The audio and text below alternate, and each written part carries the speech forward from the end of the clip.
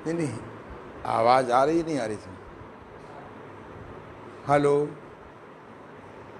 बंद कर दो, तपस्या करनी चाहिए। रेडी हो? ऐसे करो ना। अच्छा, आज 24 जुलाई शुक्रवार 2020 मैं प्राकृतिक चिकित्सा प्लस विशेषज्ञ योग ऋषि ओम प्रकाश आनंद जी, प्रधान चिकित्सक देव अंतर्राष्ट्रीय योग केंद्र गीतानगर कानपुर, प्रधान योग शिक्षक आचार्य देव अंतर्राष्ट्रीय योग केंद्र Motijheel Kanpur, president international naturopathy organization Uttar प्रदेश।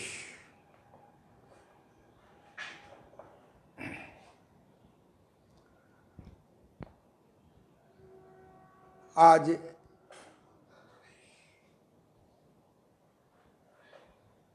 योग शिक्षक का प्रैक्टिकल क्लासेस का 24वां दिन है। आज हम लोग प्राणायाम के संबंध में पूरी जानकारी करने का प्रयास करेंगे। प्राणायाम का शाब्दिक अर्थ होता है प्राण धन आयाम। प्राण माने जैविक विद्युत, चेतना, प्राण शक्ति, जिसके जीरो हो जाने पर, शून्य हो जाने पर शरीर में जो कारण शरीर है आत्मा, उसका बाहर निकल जाना अनिवार्य नियम है। किसी कारण से अगर आत्मा शरीर से बाहर अलग हो जाए तो प्राण भी उसके साथ निकलना आवश्यक है। किसी तकनीक से अगर आत्मा लौट आए शरीर में, यानी व्यक्ति पुनः जीवित हो जाए, तो प्राण भी लौट आएगा। किसी कारण से प्राण लौट आए तो प्रायः आत्मा लौटने का कथानक मिलते हैं।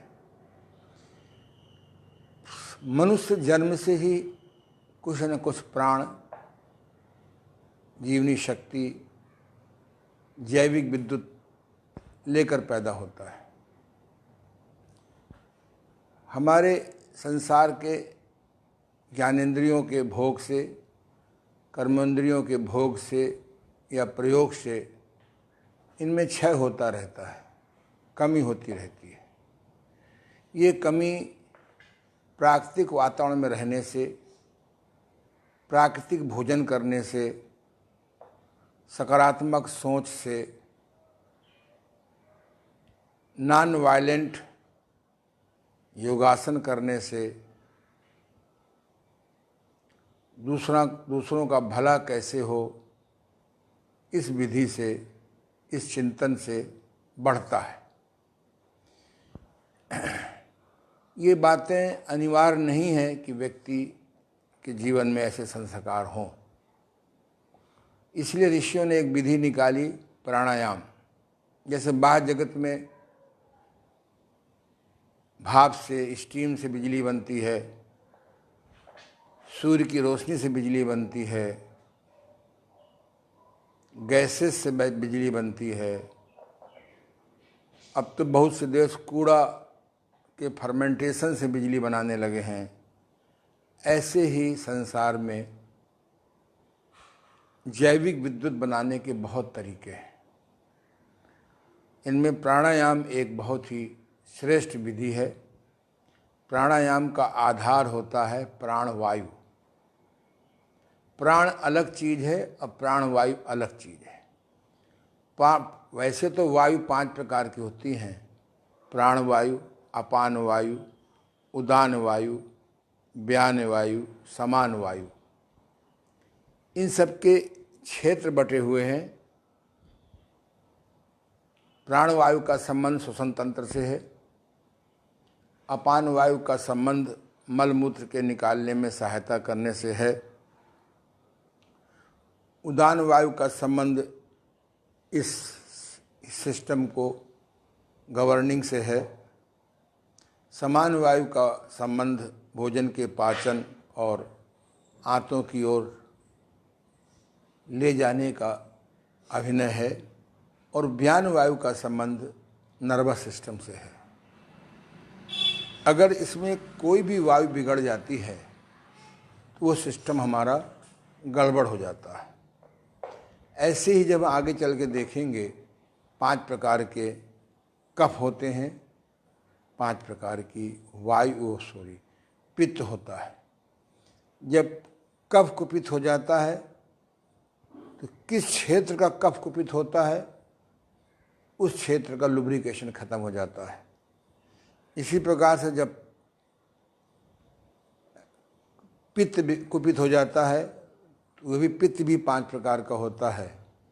और जिस क्षेत्र का पित्त कुपित होता है उस क्षेत्र का कार्य प्रणाली में प्रभाव आता है। सबसे श्रेष्ठ गवर्निंग है वायु। तो प्राणायाम करने से हमारे 5 प्राणवायु स्वस्थ होते हैं और इसी प्रकार से इसका प्रभाव कुपित कफ के शांत होने कुपित कफ के शांत होने में होता है और कुपित पित्त के शांत होने में होता है। पर बहुत दशा खराब हो जाती है तो हमको पित्त को शांत करने के लिए कुछ क्रियाएं योग में हैं और कुछ जड़ी बूटियां हैं, हर्बल। इसी प्रकार से कफ को शांत करने के लिए जहाँ नेति क्रिया है वहाँ विशेष कुपित हो जाने पर हम कफनाशक, कफ शांत कारक औषध जड़ी बूटियों का भी प्रयोग करते हैं। तो आइए आज हम लोग प्राणायाम का अभ्यास करेंगे। प्राणायाम करने के पहले अगर कफ कुपित हो तो तेल नेति, रबड़ नेति, जल नेति से कफ निष्कासन करके कुपित कफ को शांत करना चाहिए। अगर पित्त का प्रकोप है, पित्त कुपित हो गया है तो हमको पित्त को कुंजर के द्वारा, गरी कोकोनट चूसने के द्वारा, ठंडे दूध के द्वारा शांत करना होता है। इसी प्रकार से अगर हमारा वायु कुपित हो गई है तो पेड़ों पर ठंडे पानी की पट्टी रखें। प्राकृतिक चिकित्सक लोग एनीमा देते हैं, हम लोग बस्ती क्रिया कराते हैं। दोनों की एब्सेंट में, अनुपस्थिति में गणेश क्रिया से काम करते हैं। तो कुपित पित्त में, कुपित वायु में यानी कब्ज में, कुपित कफ में प्राणायाम का वो लाभ नहीं मिलता। फिर भी कुछ ऐसे प्राणायाम हैं जैसे विरेचन प्राणायाम, उसको भस्त्रिका प्राणायाम भी कर सकते हैं। आज का बहु प्रचलित होश में कपालभाति किया जाए, वह भी कफ निष्कासन में भी सहायता करता है और साथ में दोनों स्वर चलाने में सहायता करता है। तो जहाँ पर ये वात पित्त कफ की कुपितनेस शांत करते हैं वहीं पर हम लोग दोनों स्वर चलाते हैं। साथ में पहले चेक कर लेते हैं, देख लेते हैं कि श्वास भरने पर पेट बाहर आता है कि नहीं आता। श्वास भरा, पेट बाहर, श्वास छोड़ा, पेट अंदर, हो रहा, ठीक हो रहा है। और शुद्ध वायु तो विशेष आवश्यक है।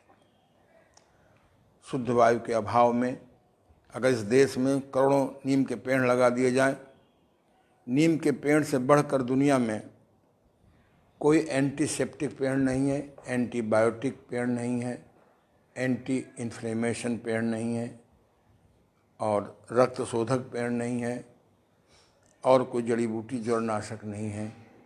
नीम का पेड़, जैसे गिलोय को यहाँ का राष्ट्रीय घोषित की गई है हर्बल जड़ी बूटी, ऐसे ही नीम को यहाँ इस देश का वृक्ष घोषित कर देना, राष्ट्रीय घोषित कर देना चाहिए। वैसे मेरे रिकॉर्ड में गुरुदेव कृपा से 100 वृक्ष ऐसे हैं, अगर इस देश में लगा दिए जाएं और गरीबों को 3-3 पेड़ जुम्मे में दे दिया जाए कि तुम ही रक्षा करो और तुम ही इसके फल खाओ, हम देश की बहुत कुछ गरीबी मिटा सकते हैं। 100 वृक्ष ऐसे हैं मेरे गुरुदेव के द्वारा बताए हुए, मेरे पास पुस्तक भी है। यदि इन फलदार वृक्षों को लगाया जाए तो बीमारी भी घटेगी, हम केमिकल दवाओं से बचेंगे और प्राणायाम बहुत अच्छा होगा।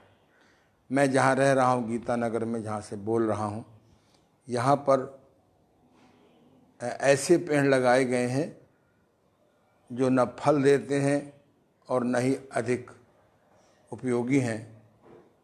अब नई व्यवस्था में नीम के पेड़ लगाने का चिंतन किया गया है। तो आइए, यदि नीम के पेड़ के नीचे प्राणायाम करें, बरगद के पेड़ के नीचे प्राणायाम करें, पीपल के पेड़ के नीचे प्राणायाम करें तो बहुत बहुत लाभ होता है। सबसे पहले हम लोग दोनों सुर चलाएंगे एक साथ, हाथ को सामने कर लीजिए। तुम लोग रुक जाओ, नीचे करो भी, मुझे देखो पहले आप। ऐसे मैंने श्वास को भरा,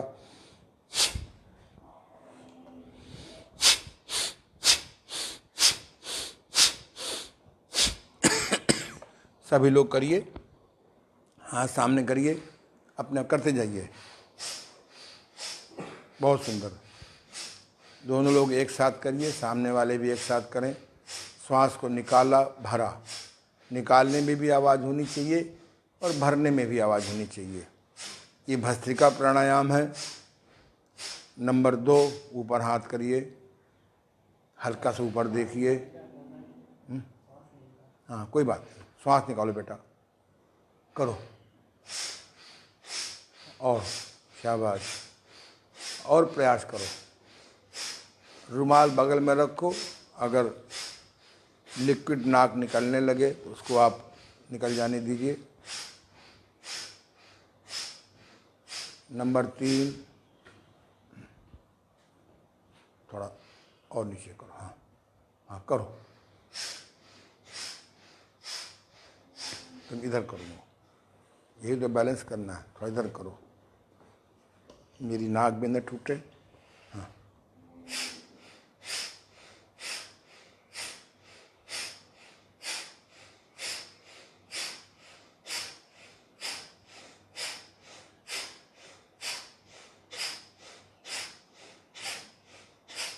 बस। नंबर 4, ऊपर का नहीं हुआ क्या? थोड़ा उठाओ, थोड़ा हिप को उठाओ, चोट न लगे। बहुत सुंदर।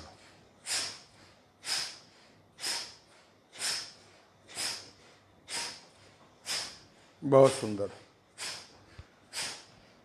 बस गुरुदेव द्वारा अन्वेषित, यानी सॉरी, गुरुदेव द्वारा संशोधित ये भस्त्रिका प्राणायाम को अगर हम नियमित 1-2 मिनट करने लगें तो ज़िंदगी में कभी जुखाम नहीं होगा, कभी सर्दी नहीं लगेगी, कभी साइनोसाइटिस नहीं होगा। ये होगा तो धीरे धीरे आराम मिलेगा। ये भस्त्रिका प्राणायाम है, इसके करने से दोनों स्वर चलने लगते हैं और कफ विकार भी ठीक हो जाता है।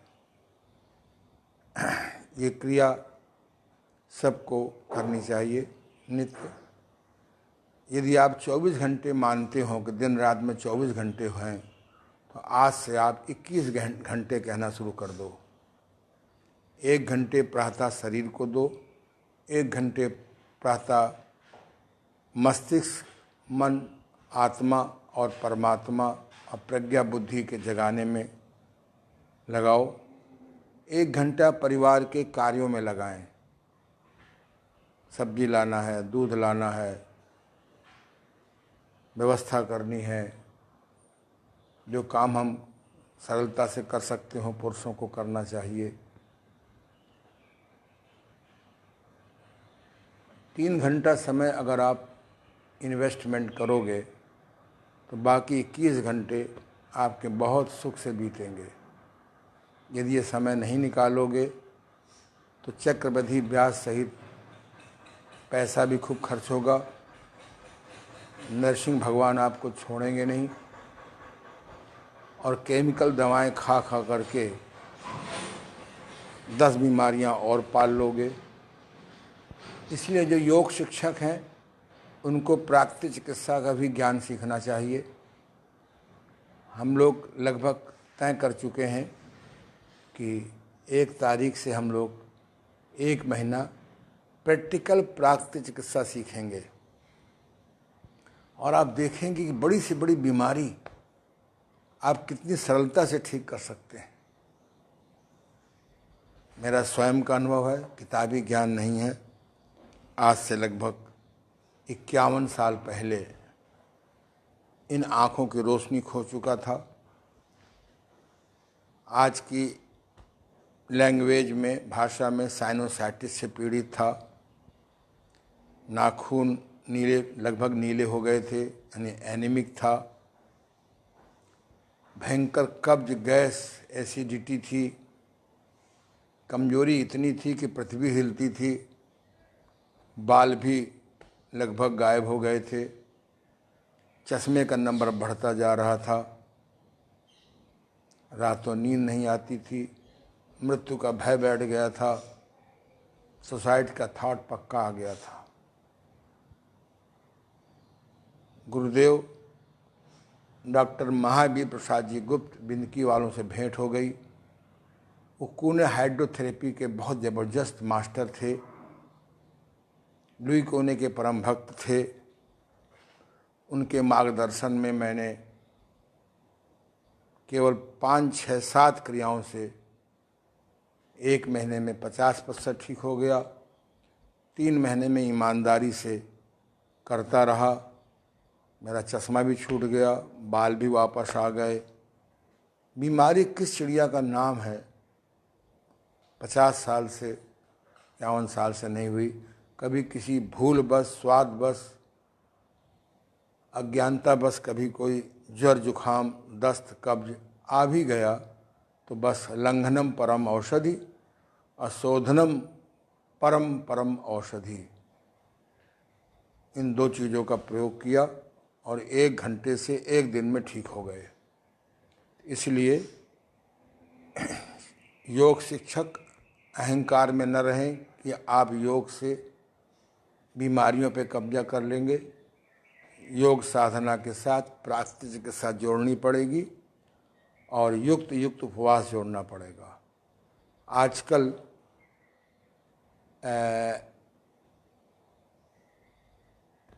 कपालभाति प्राणायाम का बहुत प्रचार है। याद रखें, कपालभाति षटकर्म की एक क्रिया है। कपालभाति अलग चीज़ है और कपालभाति प्राणायाम अलग चीज़ है।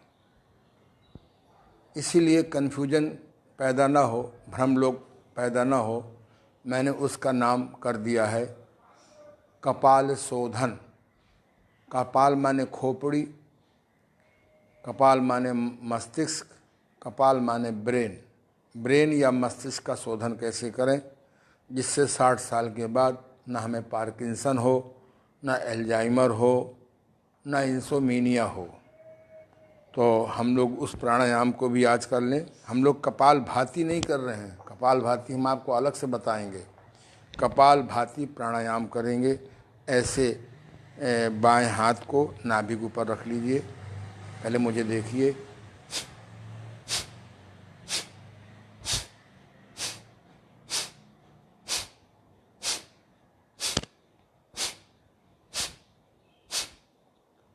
पचास बार, 100 बार, विश्राम ले लेकर के 200 बार। जब हमारे जो बहुत ही प्रसिद्ध योग गुरु हैं, वो तो आधा आधा घंटा कह देते हैं। मैं उनको नमन करता हूँ। उनकी वाणी से निश्चित लोगों को फायदा होता होगा, लेकिन मैं चूँकि वैज्ञानिक हूँ, मेरे पास लोग आधा आधा घंटा करने वाले आए हैं। उनके अगर आंतों में सूजन है तो सूजन और बढ़ गई है। यदि उनको हार्निया है पेट का तो हार्निया और बढ़ गया है। यदि उनको हाई ब्लड प्रेशर है तो हाई ब्लड प्रेशर और बढ़ गया है। अन्य कारण हो सकता है, शहर की गंदी हवा हो सकती है, उनका कब्ज हो सकता है, उनका भोजन कुपथ हो सकता है। हम ये विचार का प्रश्न है, शोध का विषय है कि किस कारण से कपालभाति प्राणायाम से नुकसान हुआ या कपालभाति प्राणायाम के साथ जो सावधानी नहीं बरती उसके साथ हुआ। ये एक खोज का विषय है, चिंतन का विषय है। तो लेकिन मैंने इसको, अगर मासिक धर्म में आप कपालभाति प्राणायाम कर लेंगे महिलाएं तो बहुत कष्ट में हो जाएंगी। अगर उनके फाइब्रस है, कहीं रसौली है गर्भाशय में और वो अभी एक्यूट है तो भी प्रॉब्लम हो जाती है। तो आप सावधानी के साथ करें, थोड़ा करिए। आप लोग भी निकालने में जोर देंगे, पेट अंदर करने में जोर देंगे, करिए। बहुत सुंदर।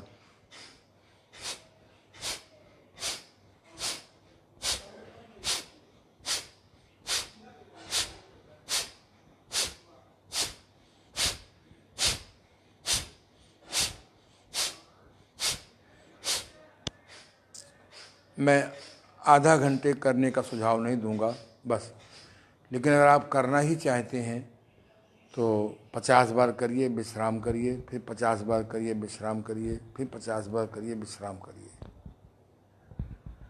ये मेरा एक अपना चिंतन है। तो अब हम लोग अगला प्राणायाम करेंगे, पूर्ण प्राणायाम। पहले मुझे देख लीजिए, दाईं नासिका बंद कर लीजिए, बाईं नासिका से 4 गिनती में सांस भरेंगे। अब बाईं नासिका बंद कर लीजिए, दाईं नासिका खोल दीजिए और बाहर निकालेंगे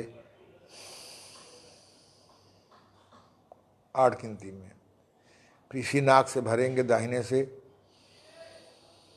4 गिनती में।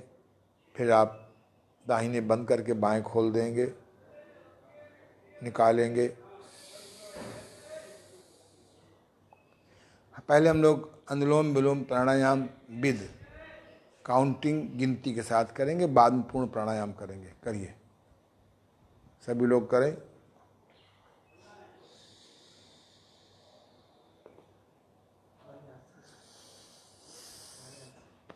करें।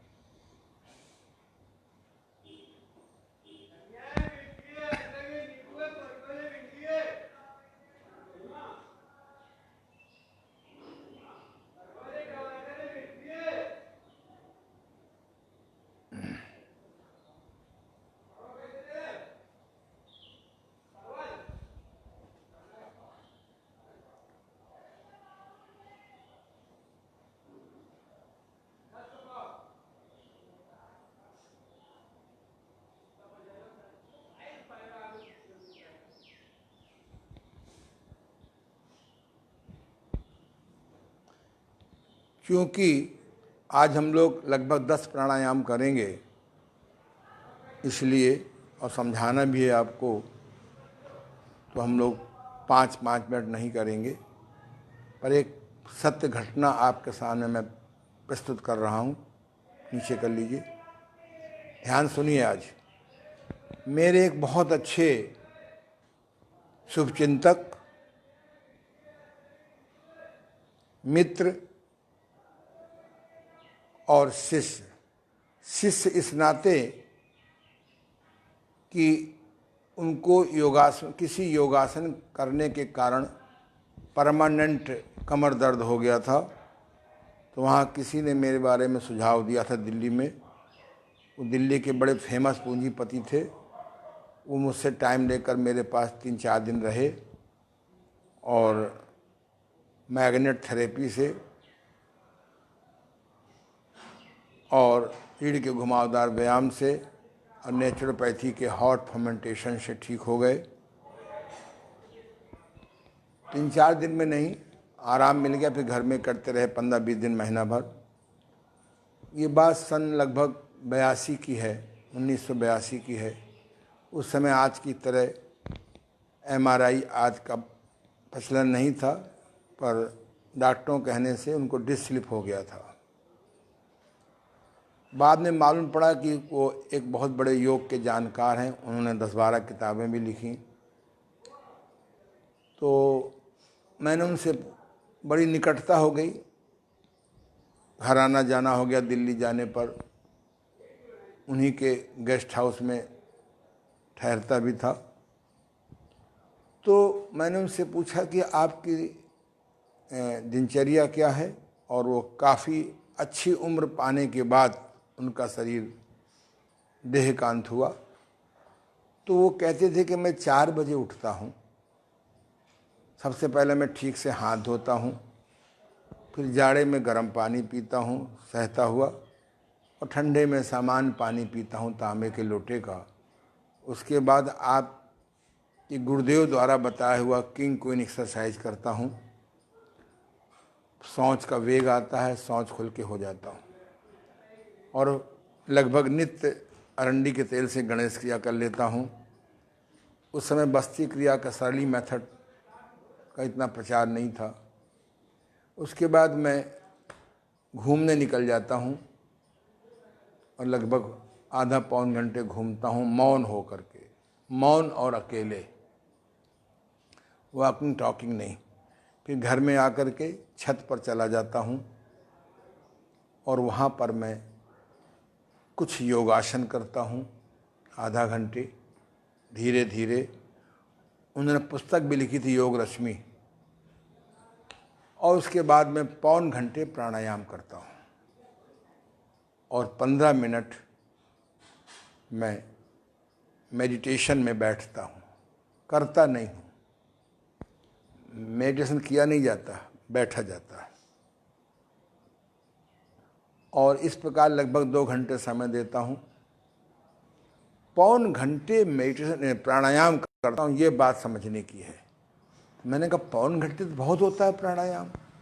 बोले मैं 9-12 प्राणायाम होते हैं, उनमें 2 प्राणायाम गुरु द्वारा दिए हुए निषेध हैं, प्लावनी प्राणायाम और मूर्छा प्राणायाम।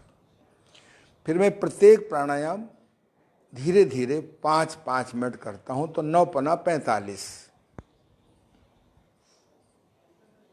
शरीर उनका बहुत सुंदर, बहुत कम पढ़े थे, लेकिन बहुत उनको नॉलेज थी। योग पर 10 किताबें लिखी, बहुत अच्छी। अंग्रेजी में भी अनुवाद करवाया, उर्दू में अनुवाद कराया। उनका बहुत बड़ा प्रकाशन दिल्ली में है, गुप्ता प्रकाशन, साउथ एक्सटेंशन भाग 2। अब ब्रह्मलीन हो गए हैं। तो इसलिए मैंने बताया कि वो खुद कहते थे कि मैं बचपन में बहुत बीमार रहता था, फिर योगी से संपर्क हो गया,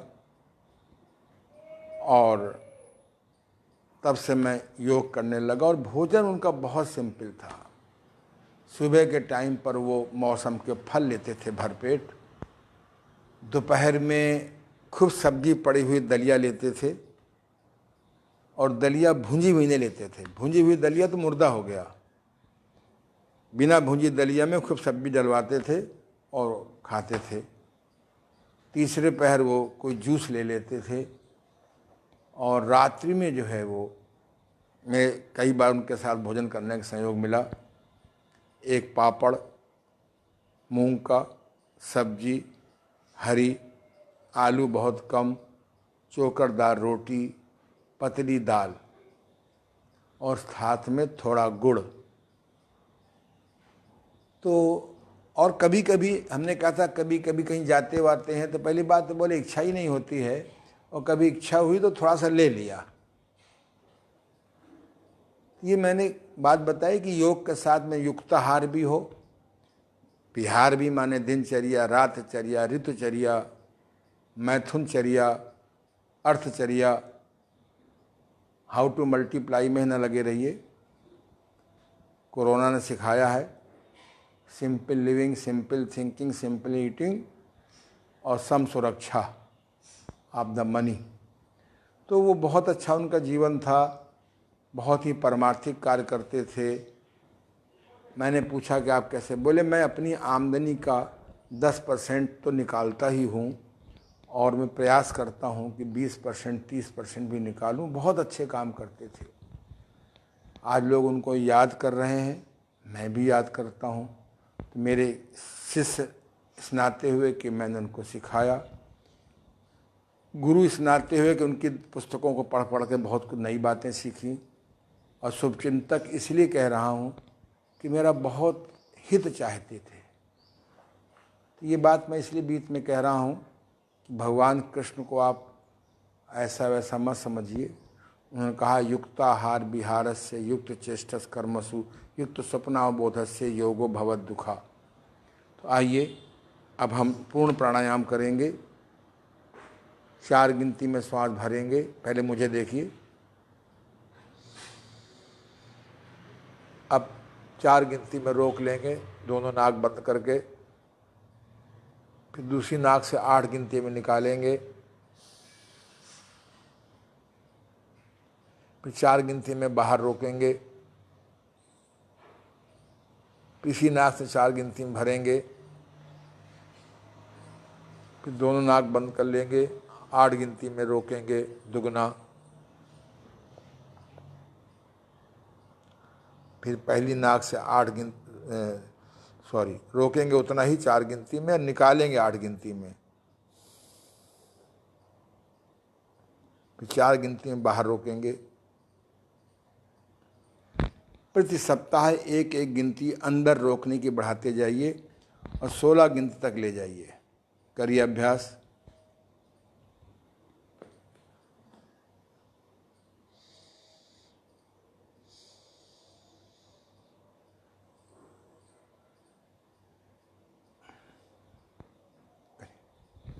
इसे शक्ति प्राणायाम कहते हैं, पूर्ण प्राणायाम कहते हैं।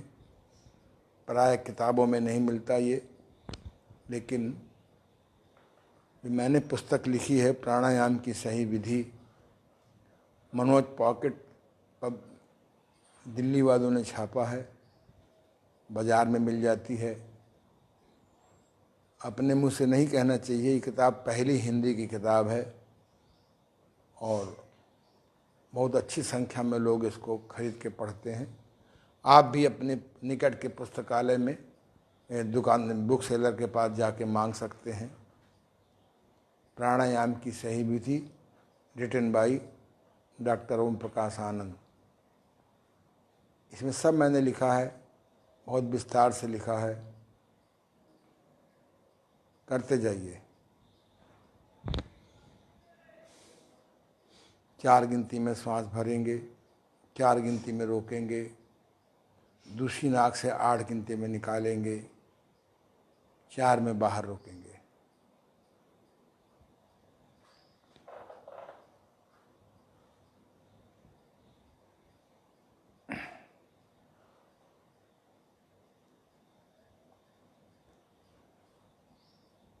चक्र पूरा कर लें। बस आज इतना ही। जो भी आपका चक्र पूरा कर लें। अब आप सूर्यभेदी प्राणायाम करेंगे। ये बाईं नासिका को बंद कर लीजिए, बाएं हाथ से, बाएं हाथ से बाईं नासिका बंद कर लीजिए। अब दाहिनी नाक से श्वास भरिए 4 गिनती में और 8 गिनती में निकालिए उसी नाक से।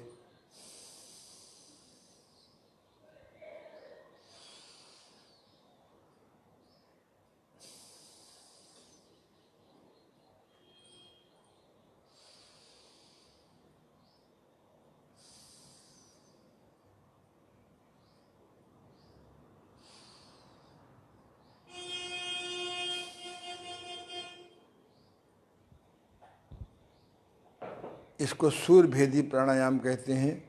इसके करने से शरीर के अंदर गर्मी बढ़ती है, ताप बढ़ता है। अब आप दाईं नासिका बंद कर लीजिए दाएं हाथ से अंगूठे से, और आप बाईं नासिका से श्वास भरेंगे 4 गिनती में। अब बाएं से निकालेंगे।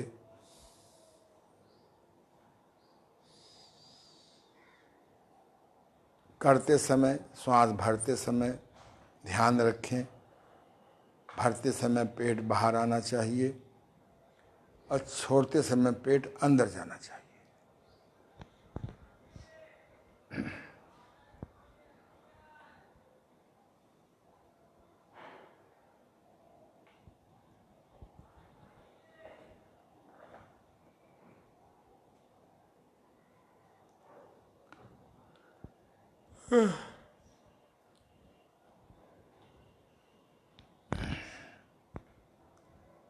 बस आज इतना ही।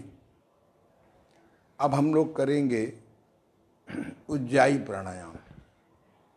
सीधे बैठ जाएं, घुटने के ऊपर हाथ रख करके नासिका से श्वास भरेंगे और गले से रगड़ते हुए ले जाएंगे।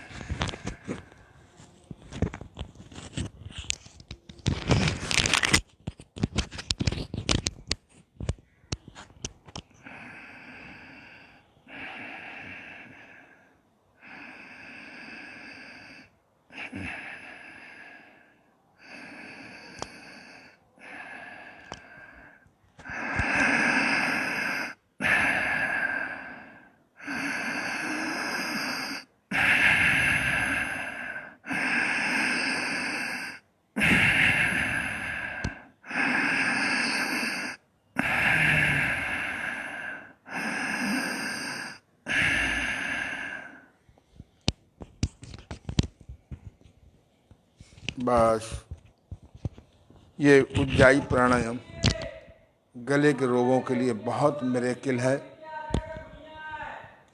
गले की बसी हुई ठंडक, गले में चिपका हुआ मल, गले के निष्क्रिय आर्गन में सक्रियता आ जाती है, कफ छूट जाता है।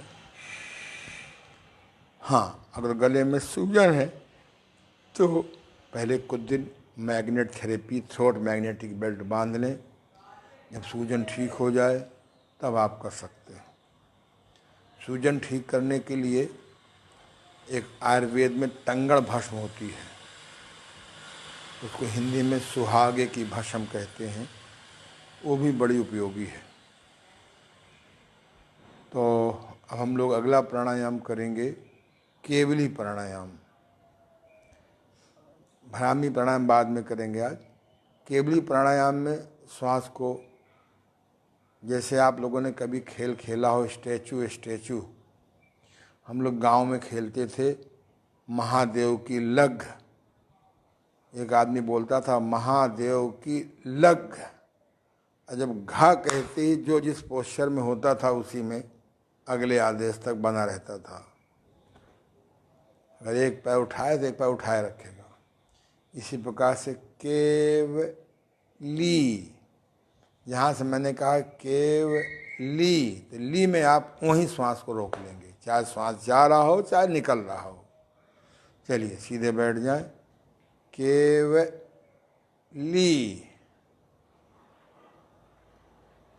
रुकी हुई श्वास को देखिए।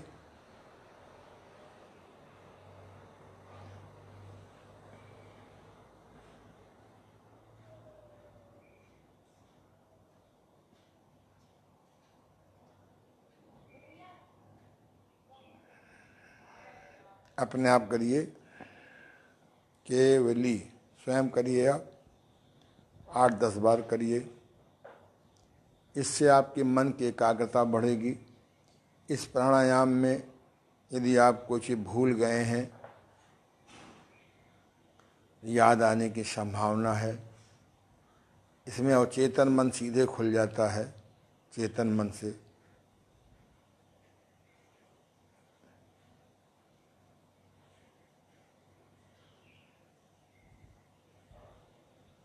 बस आज इतना ही। अब आप करेंगे शीतकारी प्राणायाम। ऐसे जीभ को दबाइए,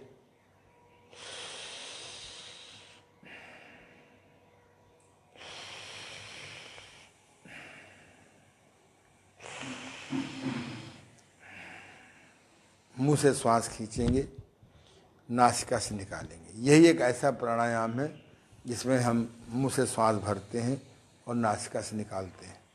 बाहर के जर्म्स, बैक्टीरिया, वायरस से अपनी सुरक्षा करने के लिए आप ऐसे सामने हाथ लगा लीजिए।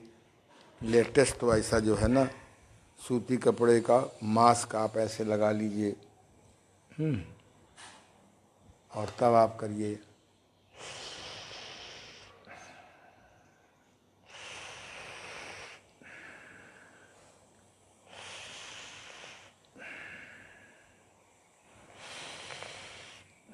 करिए।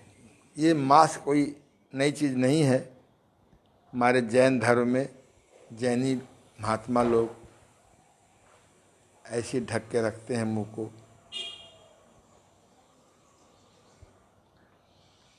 ये मास्क सफ़ेद होना चाहिए, ठीक से कसा हुआ होना चाहिए और दिन में कम से कम 4 बार बदलना चाहिए। बदलने का नियम तो हर घंटे पे है, वो प्रैक्टिकल पॉसिबल नहीं है, पर 4 बार बदल लेना चाहिए। उसको धुलने के लिए डाल देना चाहिए। ये कोई अपना एक बर्तन बना लीजिए। कोरोना जब ख़त्म हो जाए तब भी आप मास्क बांधते रहिए। अभी तो कोरोना आया है, इसके पहले तमाम और आ चुके हैं, आगे भी आते रहेंगे। अगर आप प्राकृतिक चिकित्सा नहीं अपनाएंगे, योग साधना ईमानदारी से नहीं करेंगे, जड़ी बूटियों का प्रयोग जीवन में नहीं समझेंगे, केमिकल दवाओं के भरोसे रहेंगे, तो कोई न कोई तो वायरस आते रहना है। अब कोई नया चीज़ नहीं है, लाखों साल से है। जैसे भगवान कण कण में है पर जगाना पड़ता है, ऐसे वायरस पेंट विशेष क्लीनिंग आपको सीखना होगा। योग में नेति, बस्ती, नौली, धोती, त्राटक, कपालभाति या कपाल शोधन, शंख प्रक्षालन जानना जरूरी है। प्राकृतिक चिकित्सा में कूने कट स्नान, कूने महन स्नान, steam bath, sun bath, mud bath, मालिश और युक्त उपवास, 7 क्रियाओं का मास्टरी हो जाए, वाह! शायद ही कभी आपको नरसिंह भगवान जाना पड़े, और कभी जाप चले भी गए तो वहाँ से बहुत जल्दी लौट आएंगे, क्योंकि संयम आपका बेस बन जाएगा, शोधन आपका बेस बन जाएगा। शोधन और संयम और मेन गेट में ताला। जब भी बीमारी हो आप मेन गेट पे ताला मार दीजिए, गर्म पानी पीजिए, गर्म सूप पीजिए, जूस पीजिए। घंटे भर से 1 दिन में बीमारी चली जाती है। रोटी दाल चावल ही बीमारी में दुश्मन है।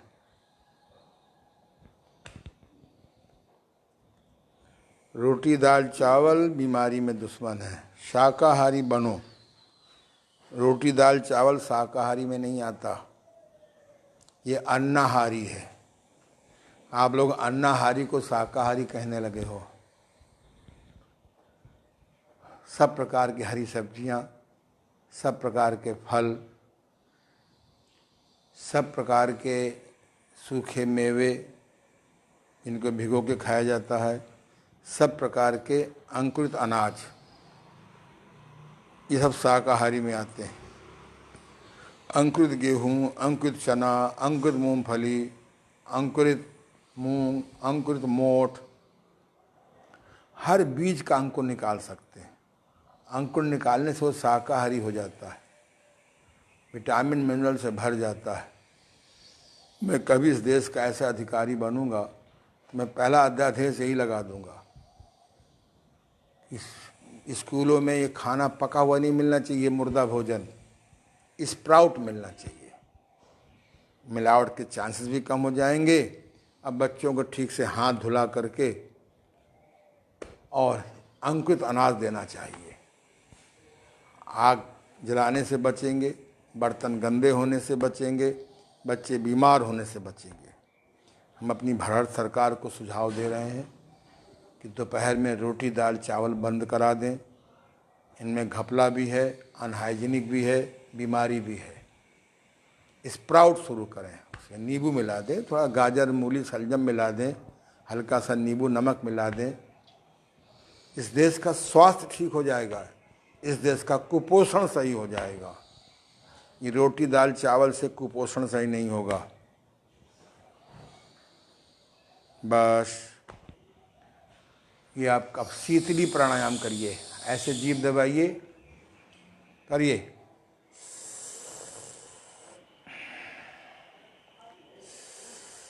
फिर आप ऐसे ही या तो हाथ ऐसे रखें या आप अपना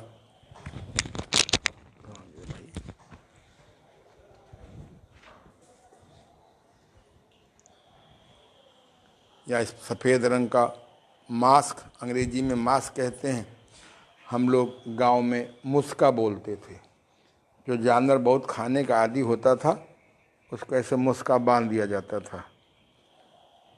हम लोग भी बहुत सुबह शाम तक खाने में ही मन धरा रहता है। चाय महारानी, सत्यानाशिनी, एसिड उत्पादक, गैस उत्पादक, टेम्परेरी, स्फूर्तिदायक, 18 अवगुण है इस चाय में। चाय की हिंदी होती है काढ़ा, अंग्रेजी होती है सूप। आप जड़ी बूटियों का सूप पीजिए, तुलसी का सूप पीजिए। चलिए, श्वास को चोंच बना करके हमने ऐसे भरा श्वास को और नाक से निकाल दिया। प्यास लगी हो तो नाक से ना निकाल करके पानी की तरह, दूध की तरह गुटकेंगे। जिस चीज़ का स्वाद लेना हो, जिसका लाभ उठाना हो, उसको आंख बंद करके विजुलाइज करिए। अनार का जूस पीना है तो अनार का जूस की बिल्कुल विजुलाइज कर दीजिए। इमली की तरह, नींबू की तरह, कैथा की तरह आपको वही लाभ मिलेगा। शीतकारी प्राणायाम में जो चीज़ खाना चाहें उसको आप विजुलाइज कर लीजिए, साकार कल्पना कर लीजिए, आपको वही आनंद आएगा। पैसे भी बचेंगे, है ना। और ज़्यादा पैसा करोगे क्या, एक सीमा तक चाहिए। कम पैसा अधिक पैसा अधिक दुख, कम पैसा कम दुख, नो पैसा दुखी दुख। बस अगला प्राणायाम करेंगे हम लोग। पहला हम लोगों ने भस्त्रिका प्राणायाम किया, फिर कपालभाति प्राणायाम किया, फिर पूर्ण प्राणायाम किया, फिर अनुलोम विलोम प्राणायाम किया, फिर हमने अनुलोम विलोम प्राणायाम कर लिया, फिर उज्जाई प्राणायाम किया, फिर शीतकारी प्राणायाम किया, फिर शीतली प्राणायाम किया। कितने प्राणायाम हो गए? पहले भस्त्रिका प्राणायाम, फिर बोलो नहीं, पहले भस्त्रिका प्राणायाम, फिर हमने कपालभाति प्राणायाम किया, फिर हमने पूर्ण प्राणायाम किया, फिर अनुलोम विलोम प्राणायाम किया, फिर हमने सूर्यभेदी प्राणायाम किया, फिर चंद्रभेदी प्राणायाम किया, फिर हमने उज्जाई प्राणायाम किया, फिर हमने केवली प्राणायाम किया। अब हम भ्रामरी प्राणायाम करेंगे।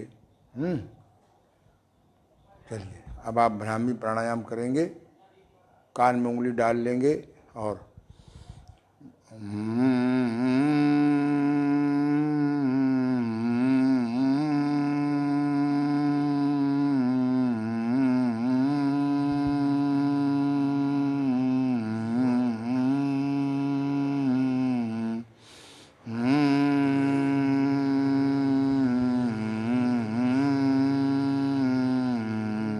अभ्यास करिए, बहुत आनंददायक प्राणायाम है।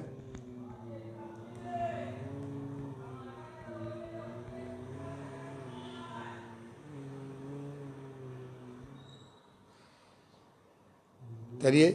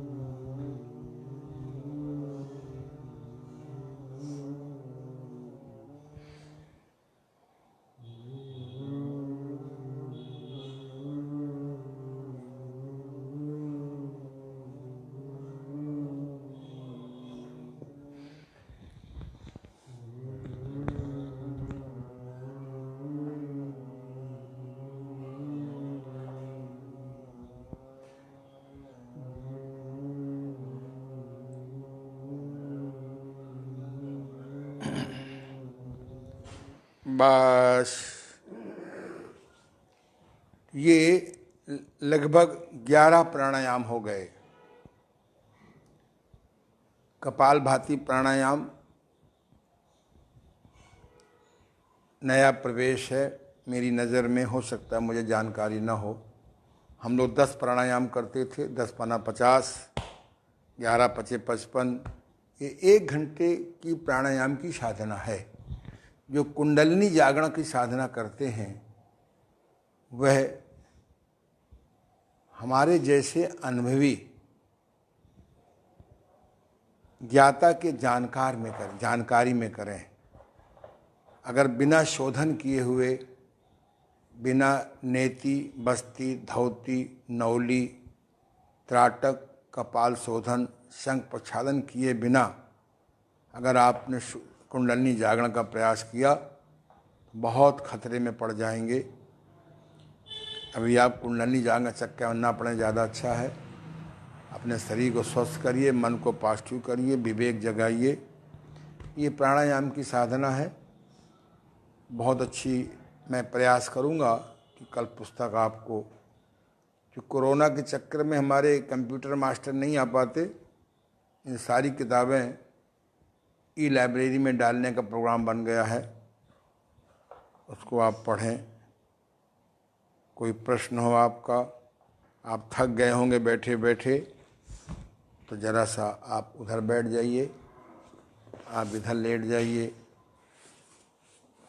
और बड़े प्यार से हाथों को ऐसे कर लीजिए और नीचे आइए, थोड़ा और नीचे आइए, और नीचे आइए, और नीचे आइए, और नीचे आइए, डरिए नहीं। ये हाँ, अब करिए। क्या करें हमारे? अच्छा अच्छा भाई,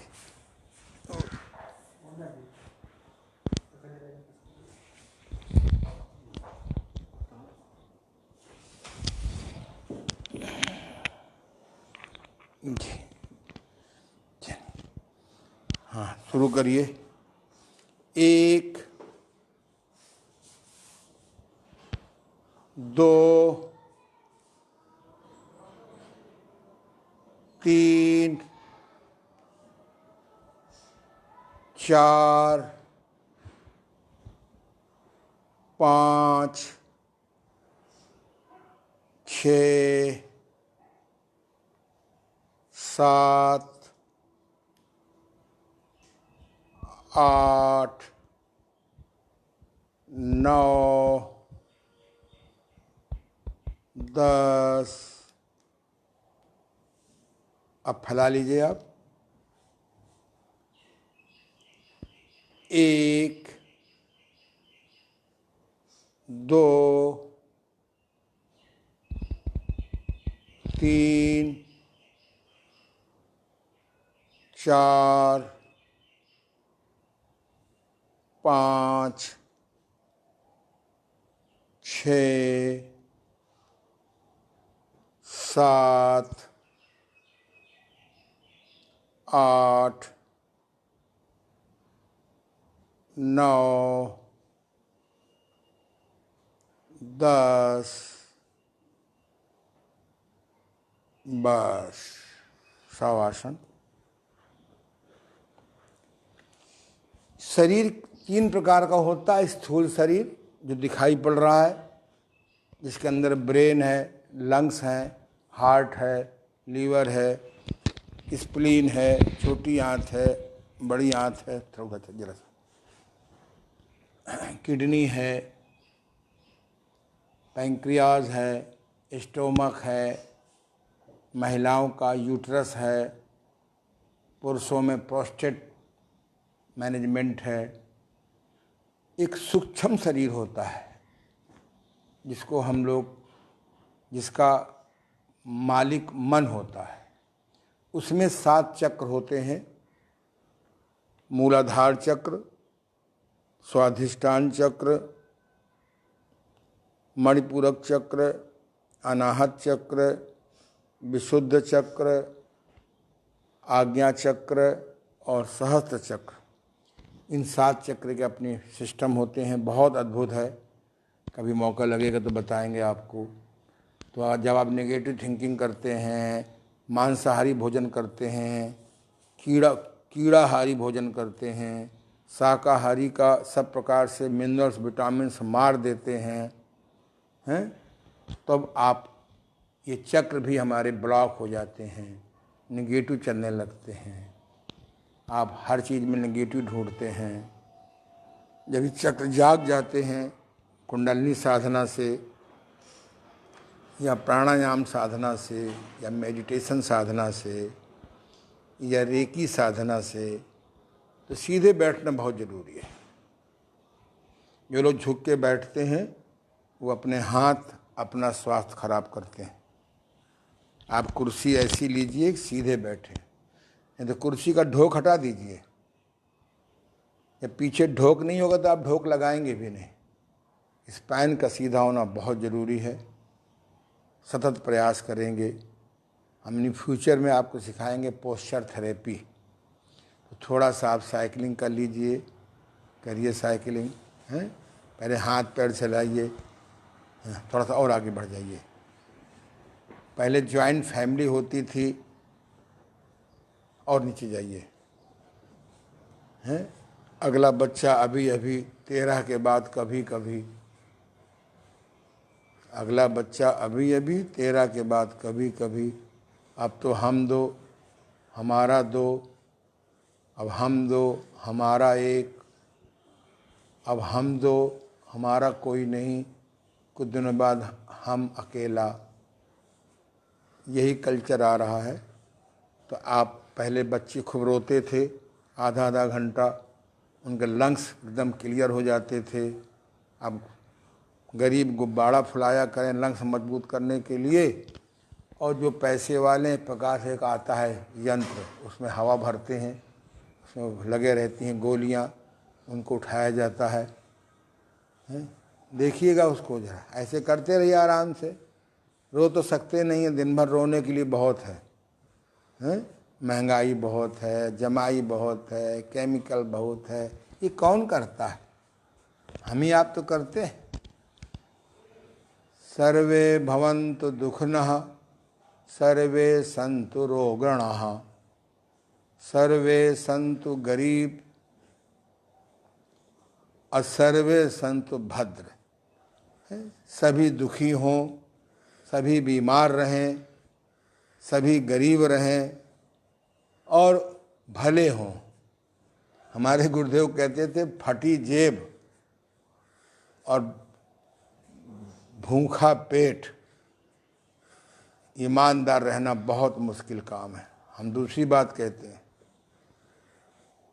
जितना बढ़ता जाता है उतना लोभ बढ़ता जाता है। कनक कनक ते सौगुनी मादकता अधिकाय, या खाए बौरात है वह सुने बौरा है। अब आजकल चला है पैकेज है 10 लाख का पैकेज, 20 लाख का पैकेज, 50 लाख का पैकेज। जाके देखो ना ठीक से खाना खाते हैं, वही पैकेज का खाना, रेडीमेड खाना। बस क्या ज़िंदगी गंदी हो गई है। कम पैसे में भी आप सुखी रह सकते हैं, ज़्यादा पैसे जोड़ेंगे आपके बच्चे जान जाएंगे कि पापा के पास करोड़ों रुपया है, वो बस ड्रग लेंगे, ड्रग, और आपको रात को गला दबाएंगे। इसलिए धीरे धीरे लौटो, सत जीवन में लौटो। अब फिर से करो, थक क्यों गए हैं? और जरा जोर से हंसो।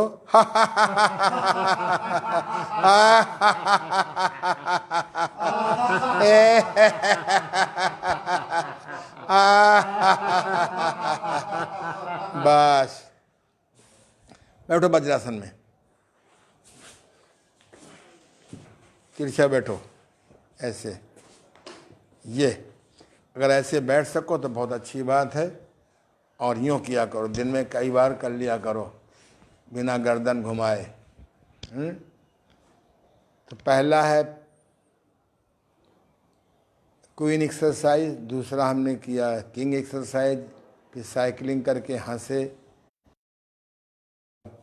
प्रिंस एक्सरसाइज, और ये प्रिंसेस एक्सरसाइज। चाहे तो यूँ कर लीजिए, इससे लंग्स बहुत मजबूत हो जाते हैं। इसका उल्टा करिए। अब एक साथ करिए, इसका उल्टा करिए। गर्दन मोटी मत होने दीजिए, हैं? ये गर्दन मोटी हो समझ लो कि आप बहुत दुखी हो जाएंगे। सारी नाड़ियाँ, सारा नर्वस सिस्टम ब्रेन से कनेक्टेड है। यहाँ का भोजन पचने से बल आता है, और यहाँ पर जब बिजली बनती है तो शक्ति आती है। आदमी की जड़ यहाँ भी है और यहाँ भी है। कब्ज से मुक्त रहो, सातों चक्रों को पॉजिटिव करो, क्लॉकवाइज करो साधना से, तो आप नेगेटिव में भी पॉजिटिव ढूंढने की कला आ जाएगी। ये ब्लॉक होंगे, नेगेटिव होंगे, तो आप पॉजिटिव को भी नेगेटिव में मान लेंगे। बहुत अच्छी बात है। आज हम लोगों ने लगभग 1 घंटे में सारी बात, सारे प्राणायाम पूरे कर लिए। बस प्लावनी प्राणायाम रह गया है और मूर्छा प्राणायाम रह गया है। ये चूँकि ओपनली बताना मना होता है, इससे प्राय हानि हो जाती है जो अच्छे साधक नहीं होते हैं।